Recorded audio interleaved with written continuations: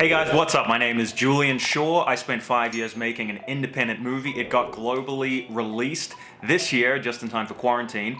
And I am here to tell you everything I wish I had known 5 years ago. That's right, if you're an aspiring filmmaker, if you dream of making a feature film one day, you should watch this. I am gonna give you a free film school. Here we go. By the way, the gag is off. I am just calling it exactly like it is. My movie was a combination of documentary and fiction. As time wore on, it actually became about 99% fiction. This is a fully scripted feature film. A lot of people think it's a documentary. It really isn't. My producer made me write a screenplay. It was the hardest thing I ever did. Why is that? Because I'm probably a better director than I am a writer. I wish I had accepted that 5 years ago. The thing I wish I had told myself is, you don't do your best writing sitting down at a laptop, dude. That is not your strength. I do my best writing through voice memos and through acting out scenes. Don't call her, man. I take full responsibility.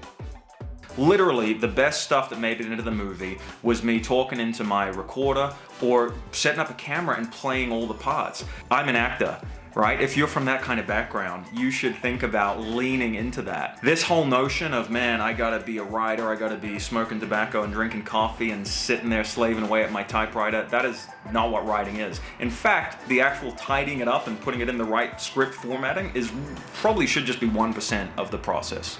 I don't think there's much I could have told myself about the creative process of making the film, because that's just something you have to go through and experience for yourself. What I wish I knew more about was what happens when you finish the film, because by far and away, that was the hardest, most grueling, most draining part of the whole process. It was a year waiting for the film to get into festivals, not knowing if this labor of love was ever going to get distribution, and sometimes feeling just like a blind man trying to find his way forward. I wish I knew more about this process.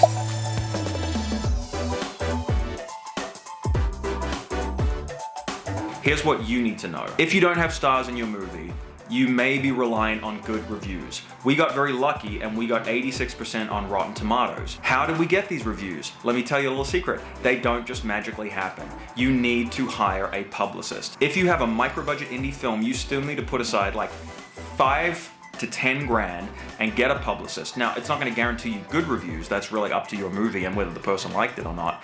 But if you don't have someone pushing you when you get that first festival premiere, you're not just going to magically get all these Rotten Tomatoes reviews. It doesn't happen that way. I thought it would.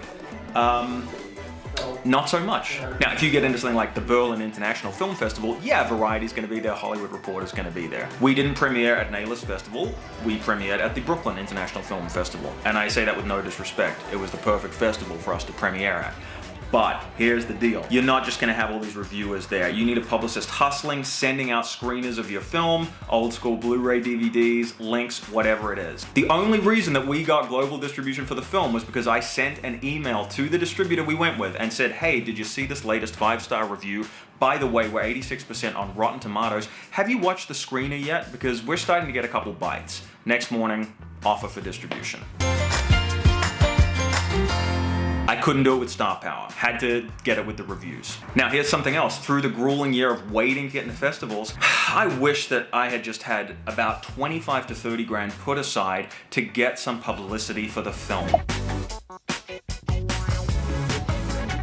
It is so hard to get people to watch your film. I'm going to tell you another dirty little secret. A preeminent Australian festival, that we hoped that we would get into, the programmers didn't even watch it. An intern watched it. I just know this because someone relayed this to me. So I was pretty heartbroken when I heard that, because I was like, well, you pay this good money to submit your film to festivals. You hope that the official programmers are going to look at it. Not necessarily so. There is a sea of content.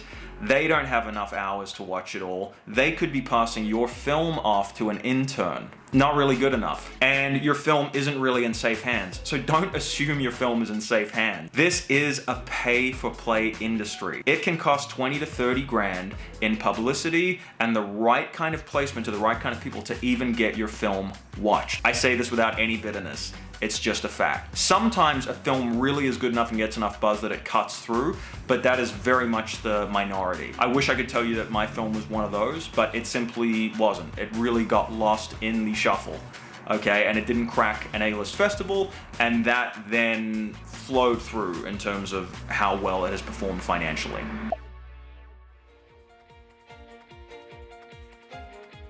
Here's something else I wish I'd known. In 3 months, my OnlyFans account has generated as much profit as the movie has. Think about that for a second. A globally released feature film isn't making as much money as my OnlyFans account. The world of content is going in a very strange direction. I'm going to be exploring that in an upcoming project. Now, even if I knew that, guess what? I would do it all over again. Making this film taught me more than anything I've ever done. It was the hardest thing I've ever done, and I am so glad that I went on that journey. You know, you guys, if you're familiar with script writing, I'm sure you've done Joseph Campbell and The Hero's Journey and all that kind of stuff. Making a feature film really is your own hero's journey. And at the end of the day, even if my film never got distribution and no one saw it, I would honestly do the whole process all over again, because what I got out of it, the lessons, the friendships, the satisfaction of feeling that I'd conquered my own Mount Everest, that's priceless. Guys, I hope these tips saved you some time. I encourage you to follow your dreams. Make a feature film. Go for it. You can do it. You really just need to believe in yourself.